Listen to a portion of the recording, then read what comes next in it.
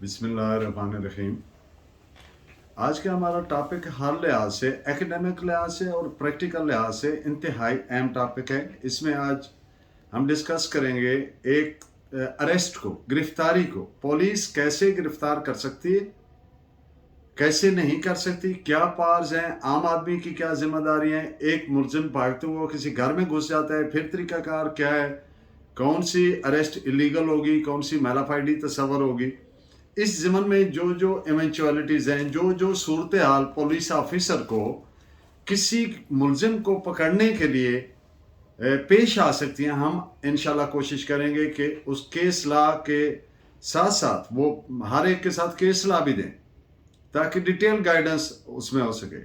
तो मेनली आज हम डिस्कस करेंगे सेक्शन 45 एंड 46 एंड 47 कि गिरफ्तारी कैसे होनी है। अगर एक गिरफ्तार मुलजिम भाग जाता है गिरफ्तारी से, तो उसकी रीटेकिंग कैसे करनी है, दोबारा कैसे पकड़ना है। तो इस ज़मन में गिरफ्तारी होती क्या है? जो ब्लैक्स लॉ डिक्शनरी में वर्ड अरेस्ट जो डिफाइन हुआ है वो इस तरह से है: to deprive a person of his liberty by legal authority. एक कानूनी इख्तियार के साथ किसी आदमी को लिबर्टी को कटेल कर देना, गिरफ्तार कर देना। अंडर रियल और assumed authority, custody of another person for the purpose of holding और detaining him to answer a criminal charge और सिविल डिमांड। दो सूरत हाल है। पहली तो जब पुलिस ऑफिसर ने एक आदमी जिसके बारे में या तो यह है कि इसने कग्निजेबल ऑफेंस किया है या रीजनेबल क्रेडिबल इंफॉर्मेशन मौजूद है बिलीविंग के लिए कि ये इसने किया है या इन्वेस्टिगेशन के लिए रिक्वायर्ड है, तो पुलिस ऑफिसर जब उसको कहता है कि यू आर अंडर अरेस्ट, तो एक सूरत हाल ये हो सकती है कि वो सबमिट करता है, इताअत करता है, मान लेता है और तामल करता है, तो ये गिरफ्तारी होगी। यानी बाय वर्ड ऑफ माउथ उसने कहा यू आर अंडर अरेस्ट, उसने अपने आप को अंडर अरेस्ट समझ लिया, ये ओबीडियंस हो गई, ये सबमिशन हो गई।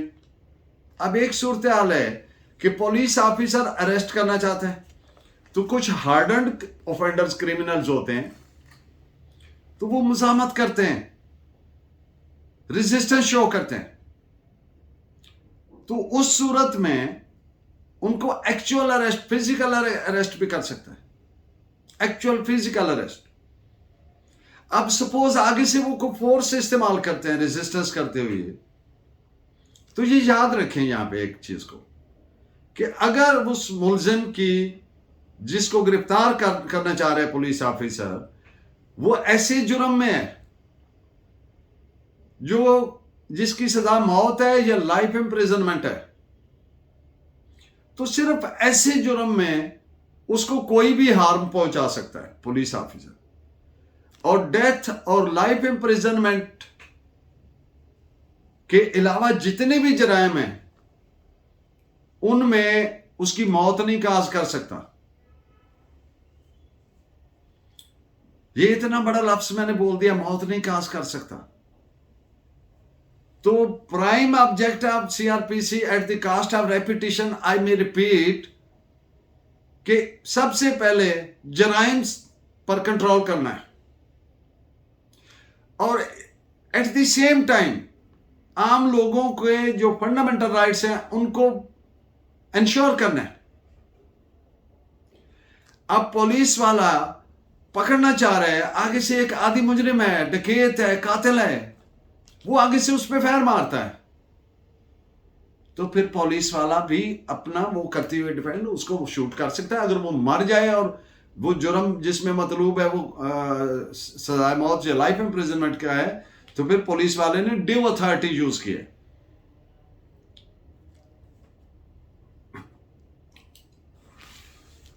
मुज़ाहमत की सूरत में पुलिस ऑफिसर हर जरूरी तरीकाकार इख्तियार कर सकता है जो सूरत हाल के मुताबिक जरूरी है।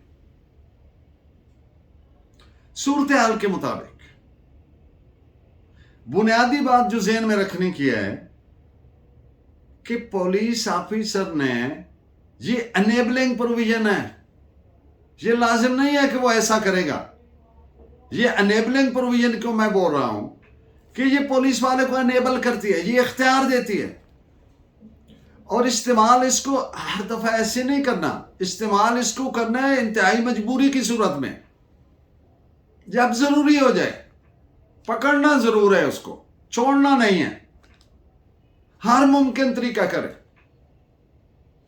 प्राइवेट सिटीजन्स को पाबंद कर सकता है पुलिस वाला कि वो उसकी मदद करें, वो किसी शहरी को पाबंद कर सकता है इस सिलसिले में जिससे जरूरी है कि वो उसको इमदाद चाहिए, और उनकी ड्यूटी बनती है। और अगर वो नहीं तावन करते तो वो ऑफेंस बनता है, जुर्म बनता है।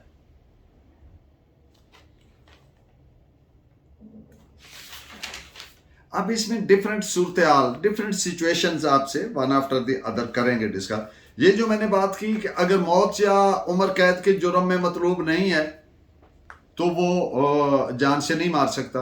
अगर इन जुराइम में मतलूब है और वो पुलिस से मुजामत उसने कर ली तो फिर जान से भी मार सकता है। इस पे केस ला नोट फरमाइए, PLD 1954 लाहौर, पेज 45। अब एक बात है, अक्सर लोग इस पे अनाए होते हैं, हथकड़ी लगाना कब लगानी है? पहली बात, नहीं लगानी चाहिए आम हालात में। जब एक आदमी ने सबमिट कर दिया, सबमिशन की, इताअत कर ली, पुलिस वाले ने कहा भाई आप नहीं जा सकते, यू आर अंडर अरेस्ट, चलो थाने, और वो चल पड़ता है। अब वो इताअत कर रहा है, मान रहा है, हथकड़ी नहीं लगानी चाहिए। ह्यूमन डिग्निटी के खिलाफ है, डिग्निटी ऑफ मैन के खिलाफ है। लेकिन जब ये police officer has reason to believe, उसको ये शुबा हो, यकीन हो कि भाग जाएगा, तो फिर उसको हथकड़ी लगाएगा, यानी मजबूरी की सूरत में कोशिश करे कि ना ही लगानी पड़े, कि इंसानों को अच्छे लेवल पे ट्रीट किया जाए। इस पे केस ला नोट फरमाइए, 1958 पेशावर, पेज 38। अब बात यह है कि क्या FIR दर्ज होने से पहले भी गिरफ्तार कर सकता है इन्वेस्टिगेशन के लिए, या नहीं कर सकता पुलिस ऑफिसर या कोई प्राइवेट आदमी भी under section 59 CRPC? The answer is yes. मिसाल के तौर पर कत्ल हो गया, पुलिस ऑफिसर को पता है कि इस आदमी ने कत्ल किया, ये भाग जाएगा, एविडेंस जाया हो जाएगी, वगैरह वगैरह। वो कॉग्निजेबल ऑफेंस उसने कमिट किया और अभी FIR होना बाकी है, कोई भी कॉग्निजेबल ऑफेंस है, उसको ना सिर्फ पुलिस ऑफिसर बल्कि आम आदमी भी पकड़ सकता है अंडर 59। आगे डिटेल में उस पर बात करूं। तो ये जरूरी नहीं है कि FIR होगी तो फिर गिरफ्तार करेंगे, नो, नॉट एट ऑल।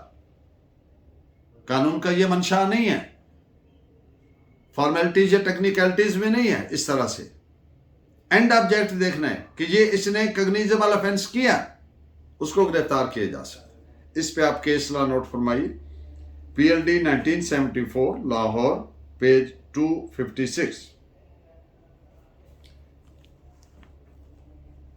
ये एक सुप्रीम कोर्ट की जजमेंट है कि अगर जिस आदमी की गिरफ्तारी करनी है, पुलिस वाले से वो इताअत करता है, ऑर्डर की मान लेता है, सबमिशन करता है, तो फिर उसको हथकड़ी लगाना या उस तरीके से फिजिकली वो करना वो मुनासिब नहीं। AIR 1960 supreme court 1125। जो मैंने कहा कि पुलिस वाले के कहते हैं कि यू आर अंडर अरेस्ट, चलो थाने, और वो चल पड़ता है, तो फिर भी उस पर कोई फोर्स या ताकत इस्तेमाल करने की जरूरत कतई नहीं। ताकत सिर्फ तब इस्तेमाल करनी जब आगे से रेजिस्टेंस हो मुलजिम की तरफ से, तो फिर पहली प्रेफरेंस है पुलिस एनफोर्सिंग एजेंसीज को बचाना, कानून का फिर मंशाफ ये हो जाता है। तो इस पे है AIR 1948 कैलकाटा पेज 68, और एक और judgement AIR 194 Nagpur 86। Supreme Court ने एक फैसले में यह करार दिया कि अगर पुलिस वाला शाउट करता है मैं तुझे गिरफ्तार करता हूं, तो क्या ये गिरफ्तारी तस्वर होगी? The answer is no. गिरफ्तारी बाकायदा होगी।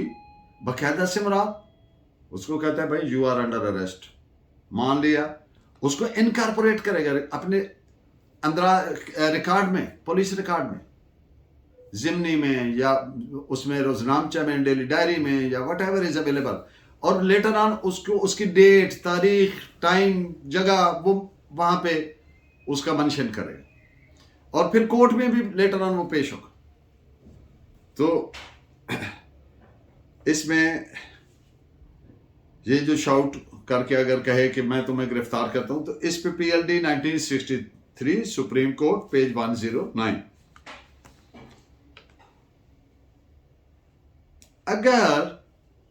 अगर पुलिस वाले ने मुलजिम को गिरफ्तार करते वक्त कोई बेज़ाब्तगी की है, या इससे सख्त लफ्ज़ है कि कोई गैर कानूनी काम कर दिया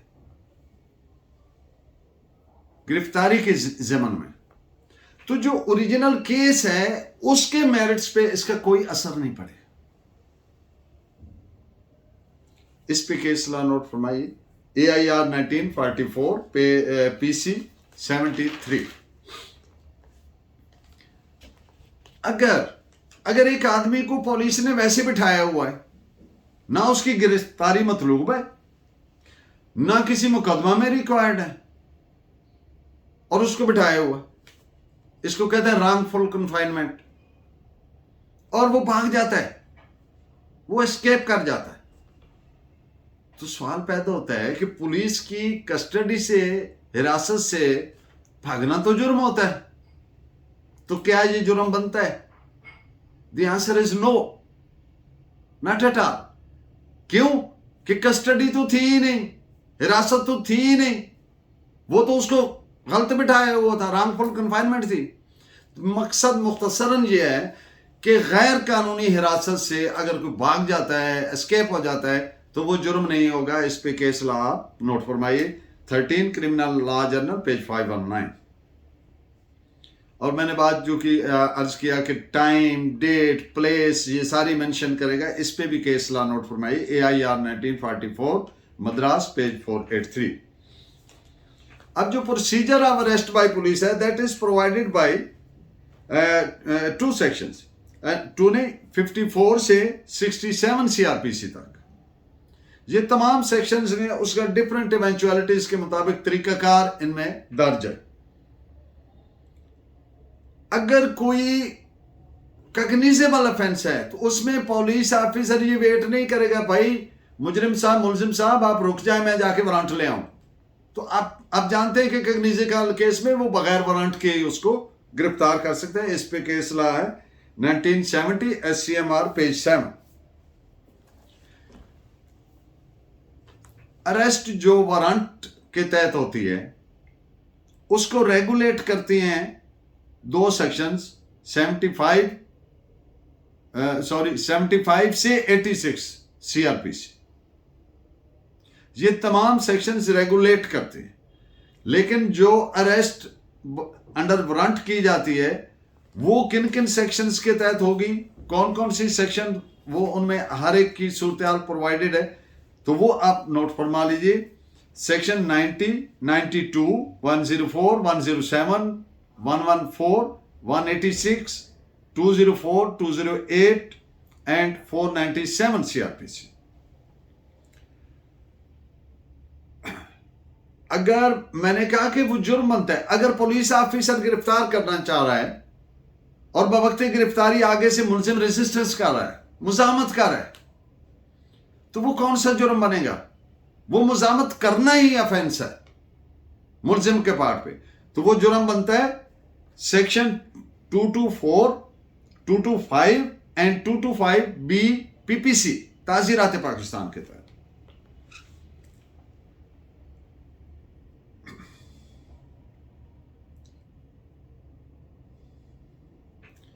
अब 2-3 अथॉरिटीज को इख्तियार है गिरफ्तार करने का, किन किन सेक्शंस के तहत वो आप नोट फरमा लें। जो पुलिस है इनको तीन सेक्शंस हैं, 4 सेक्शंस हैं जिनके तहत ये गिरफ्तार कर सकते। 42, 55, 56 एंड 79। आम आदमी किस सेक्शन के तहत गिरफ्तार कर सकता है? कौन सी सेक्शन में ये प्रोवाइडेड है कि आम शहरी भी गिरफ्तार कर सकता है जब कोई कॉग्निजेबल ऑफेंस काबिल दस्तंदाजी पुलिस हुआ है? तो दैट इज 59 सीआरपीसी। जो मैजिस्ट्रेट साहब हैं उनको भी इख्तियार है सेक्शन 64 और 65 सीआरपीसी के तहत कि वो गिरफ्तारी करवा सकते हैं। और हाई कोर्ट को अंडर सेक्शन 4 to 7 सीआरपीसी इख्तियार है गिरफ्तारी का।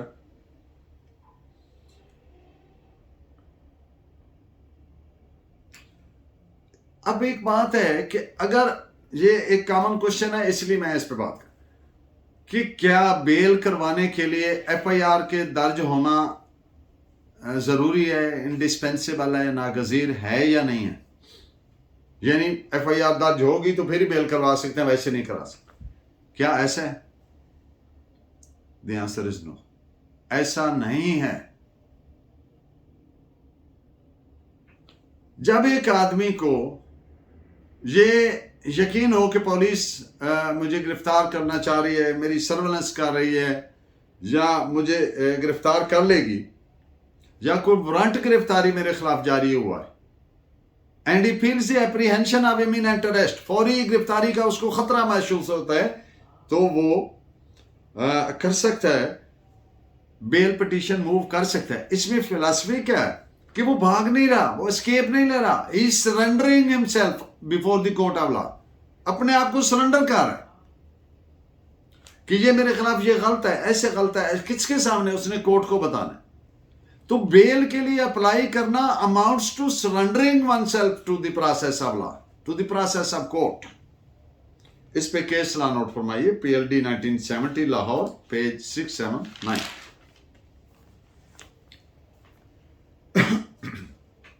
सॉरी। अब एक सूरत हाल है कि अरेस्ट क्या सिर्फ इस तरीके से है, एक आदमी है कि वो पंजाबी में जैसे बोलते हैं पुलिसा पीछे पाइया, कि वो कहता है कि police is out and out to arrest में, पुलिस सर्विलेंस हो रही है, उसको पता है कि ये पुलिस है। अब इसका नतीजा क्या हुआ कि उसकी मूवमेंट लिमिटाइज्ड हो गई, कटेल हो गई, वो महदूद होकर रह गया, मुकैयद होकर रह गया।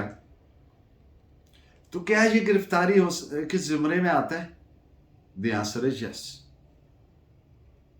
he can prove this fact before the court of law that I was under arrest. although के पुलिस ने अपनी जिम्नी में, डायरी में, उसमें नहीं लिखा, डेली डायरी में, कि ये बंदा गिरफ्तार है, लेकिन पुलिस ने उसको घेरे में लिए हुआ है, उसकी सर्वेलेंस कर रही है, उसकी मूवमेंट नहीं हो रही। याद रखें कि movement of a citizen is a fundamental right. अब वो कटेल हो गया, फ्री मूवमेंट जो है वो नहीं कर सकता, तो क्या हो गया? वो गिरफ्तार है, उसको गिरफ्तारी तस्वर किया जाएगा। इस पे केस लॉ नोट फरमाइए, 1992 SCMR page 1983। I repeat, 1992 supreme court monthly review 1983। अब जो अल्फाज यूज हुए हैं सेक्शन 46 में, ऑल मीन्स नेसेसरी, यानी पुलिस ऑफिसर गिरफ्तार करने के लिए तमाम जराए, हर वो तरीकाकार परमिसिबल है, इजाजत देता कानून, जो गिरफ्तारी करने के लिए जरूरी है। सिर्फ एक शर्त है कि अगर मौत या लाइफ इम्प्रिजनमेंट से कम का जुर्म में गिरफ्तारी करनी है तो फिर जान से ना मारे, जान से वैसे भी ना मारे, सिर्फ तब मारे जब वो उसको खुद उस पर अटैक कर दे। वो भी पहले कोशिश करे कि टांग में मारे, उसको इनकैपेसिटेट करना मकसूद है, उसकी जान लेना मकसूद नहीं है। ये इंतहाई आखिरी जब अपनी वो मजबूरी समझ ले और गलती से हिट हो जाए तो फिर वो जुर्म नहीं बनता। ये मैंने एक अर्ज किया कि हर शहरी से मदद ले सकता है, ऑल मीन्स नेसेसरी। तो इस पे 2 केस ला नोट फरमाए, AIR 1948 Allahabad page 103 and PLD 1954 Lahore page 45। Section 59 जिसमें बात की गई है कि कोई पाकिस्तानी शहरी भी गिरफ्तार कर सकता है कग्निजेबल ऑफेंस में, तो उसमें जो वर्ड्स है इन इज व्यू इन 59, और जो सेक्शन 46 में वर्ड्स हैं ऑल मीन्स, इनको लिबरली इंटरप्रेट करना है, इनको महदूद करके नहीं करना, लिबरली इंटरप्रेट करना है। सेक्शन 46 में 46 सब क्लास 3 में कि मिसाल, मैं एक मिसाल देता हूं कि एक चोर पकड़ा पुलिस ने, अब चोर भाग गया पुलिस कस्टडी से, एस्केप हो गया, अब पुलिस उसको दोबारा पकड़ रही है, तो क्या पुलिस उसको फायर मार सकती है, जान से? द आंसर इज नो, क्योंकि जुर्म किससे भागा है? जिसमें बिठाया हुआ था, वो थेफ्ट था, चोरी थी, तो चोरी is not punishable bye life imprisonment और कैपिटल पनिशमेंट, सजाए मौत। तो इस पे केस ला नोट फरमाइए, AIR 1955 इलाहाबाद पेज 379। अब ये कॉमन फिनोमेना है सब कॉन्टिनेंट में, पाकिस्तान में भी और इंडिया में भी, और हर पसमानदा और गैर मुहज़्ज़म माशरे में है। वो क्या है कि वहां पे सुनने में आता है जाली पुलिस मुकाबला हो गया, कस्टोडियल किलिंग हो गई। कस्टोडियल किलिंग यानी पुलिस की कस्टडी में था, बंदा मर गया। Fake police encounter show, fake police, जाली पुलिस मुकाबला, यानी बंदा तो पहले से पकड़ा। अब यहां पे एक बात याद करने की है कि जब मुजामत कर रहे हैं मुलजिम गिरफ्तारी के वक्त, तो फिर पुलिस फोर्स यूज करते थे जितनी जरूरी है, उससे तो ज्यादा नहीं। लेकिन जब एक बंदे को पकड़ लिया है, वो डबल मर्डर में मतलूब है, वो जितने मर्जी घिनौने जुर्म में है, अब आपने पकड़ लिए, अब आप उसको नहीं मार सकते। अब मारेंगे तो ये 2-3 चीजें होगी। पहली चीज गैर कानूनी, दूसरी चीज जालिमाना, तीसरी चीज गैर इंसानी, और सबसे बढ़ के such police officer is bringing the whole department lower in the estimation of general public, resulting people would be losing confidence in police. इत्मीनान उठ जाता है लोगों का, पुलिस से इत्मीनान उठ जाता है, पुलिस की इज्जत नहीं रहती। तो ये जो इस तरह का एक्ट है वो गैर इंसानी, गैर कानूनी, जालिमाना, और पुलिस डिपार्टमेंट के लिए सबसे ज्यादा नुकसान है। इसमें आपके इस्लाह नोट फरमाइए, ये जो जितने मैंने अल्फाज आपको इसी के इस्लाह में मिल जाएंगे। PLD 1997 लाहौर पेज 135 और पेज 141 भी, उसमें भी ये पैरा में मेंशन है। अब एक आदमी, एक सूरत हाल है, एक इंसान घर पर है, उसके घर में कोई ट्रेस पास कर रहा है, जबरदस्ती घुस रहा है, उसने आगे से डंडा मारा और वो मर गया, और उसकी नीयत थी कि मैं इसको मार दूं, तो क्या ये उसको इख्तियार है? The answer is no. वजह ये है कि उसके पास क्या इंफॉर्मेशन है कि वो उसने कोई ऐसा जुर्म किया है जिसमें वो उसको पकड़ सकता है या मार सकता है। तो इसलिए वो जो उसने किया वो तजावज किया, वो सिर्फ उस आदमी को, प्राइवेट आदमी पकड़ सकता है जो काबिले दस्तंदाजी पुलिस जुर्म कर चुका हो, और पुलिस की मदद के सिलसिले में। इस पे केस ला नोट फरमाइए, PLD 1962 कराची 106।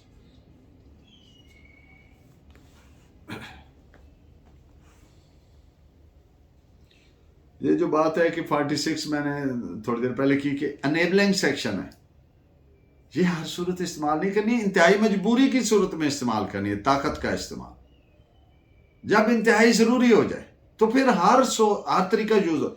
इस पे केस ला 1995 क्रिमिनल लॉ जर्नल 4223 बॉम्बे। जो राइट टू सेल्फ डिफेंस है,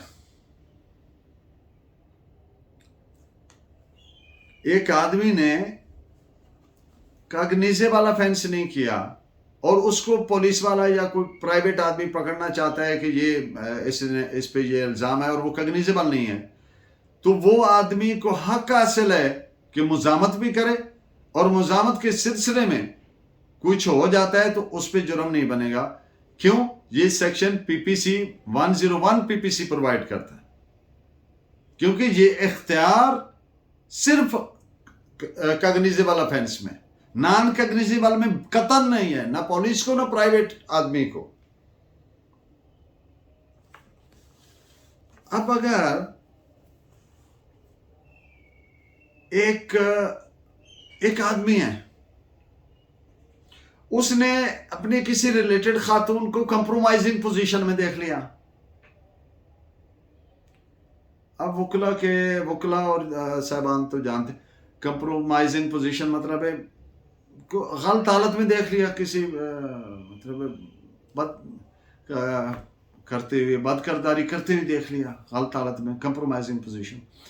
तो क्या वो उसको तो आंसर इसके अब क्या, वो उसने देखा कग्निजेबल ऑफेंस, तो अब वो उसको अरेस्ट कर सकता है, लेकिन वो कग्निजेबल ऑफेंस में वो डेथ नहीं है,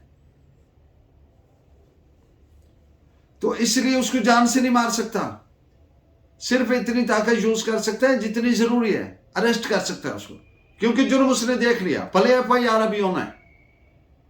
तो इस पे केस ला नोट फरमाइए, 1986 Pakistan criminal law journal page 493। अब एक जगह पे सेक्शन 47 पे आ गए, सर्च करना। किसको? एक आदमी मतलूब है कानून को, जिसकी गिरफ्तारी मतलूब है, और वो किसी घर में दाखिल हो गया, तो इसमें ऐसी सूरत में कग्निजेबल ऑफेंस है, पुलिस एंटर हो सकती है, पुलिस बगैर वारंट के जा सकती है, पुलिस सर्च कर सकती है। एक चीज का ख्याल, पुलिस ऑफिसर ने एक चीज का ख्याल, परमिशन लेनी है। हम सब इंसान हैं, हम तहजीब में रहते हैं, घर की एक सैंक्टिटी है। परमिशन क्या क्या घर वालों को बताए भाई हमने सर्च करनी है, स्पेसिफिकली क्या सर्च करना। यहां पे हमें यकीन है कि एक मुल्जिम जो है वो हमने उसको सर्च कर। अब परमिशन किस लिए लेते हैं कि उस घर की जो खवातीन हैं उनको साइड पे कर लें, और आपके साथ लेडी पुलिस जरूर होना चाहिए। जब आप घर में जा रहे हैं, घर के अंदर जाना है, पता है वहां पे लेडीज भी हैं, तो ये एहतियात बहुत जरूरी है, इसलिए कि ये फंडामेंटल राइट्स में इंटरफेयर हो रही है। स्ट्रिक्टली ना कार्डस विद लॉ होगी तो ठीक होगा, वरना गलत हो जाएगा। Dignity of man, privacy of a person, ये घर के अंदर एक प्राइवेसी है उसकी, ये फंडामेंटल राइट है।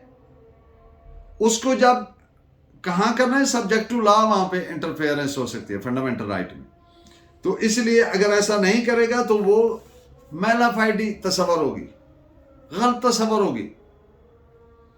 इस पे आप केस ला नोट फरमाइए, PND 1967 पेशावर 376।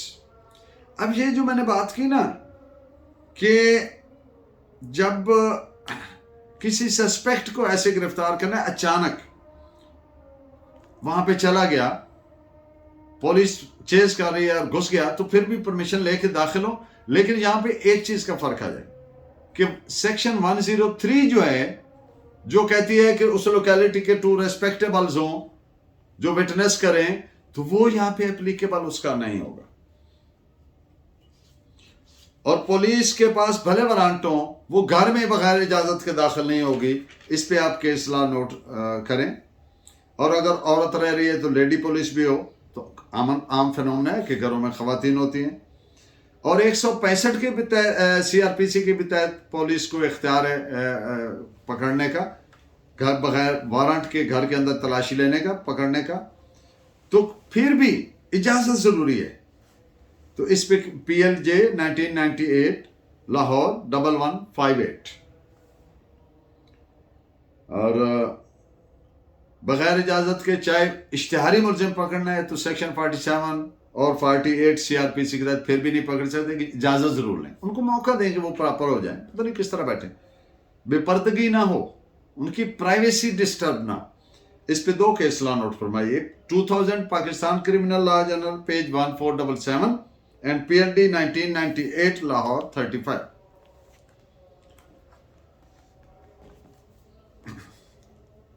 अब सीजर किया है पुलिस ने, कोई प्रॉपर्टी कब्जे में लिए, तो उस ज़माने में क्या जरूरी है? आपको पता है कि पुलिस के पास 550 के तहत इख्तियार है कि जब उसको ये शुबा हो कि ये माल चोरी का है या इसमें कुछ जुर्म हुआ है तो वो उसको कब्जे में ले सकती है। अब आपने कब्जे में लिया तो आप बादशाह सलामत नहीं है, आप CRPC के तहत, पुलिस रूल्स के तहत काम कर रहे हैं।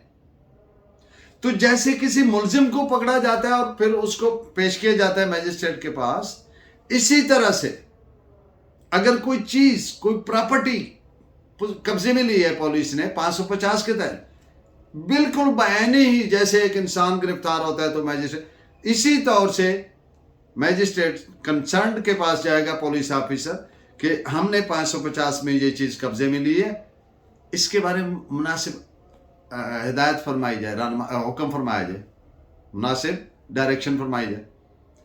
अब वो भाई टमाटरों का ट्रक भी हो सकता है, अब वो कोई पेरिशेबल आइटम और भी हो सकती है। पेरिशेबल मतलब जो अगर 2 दिन खड़ा रहा तो वो सारी ज़ाया हो जाएगी, ख़त्म हो जाएगी, ख़राब हो जाएगी। तो मैजिस्ट्रेट साहब अपना जुडिशल माइंड इस्तेमाल करते हुए उस पर डायरेक्शंस देंगे।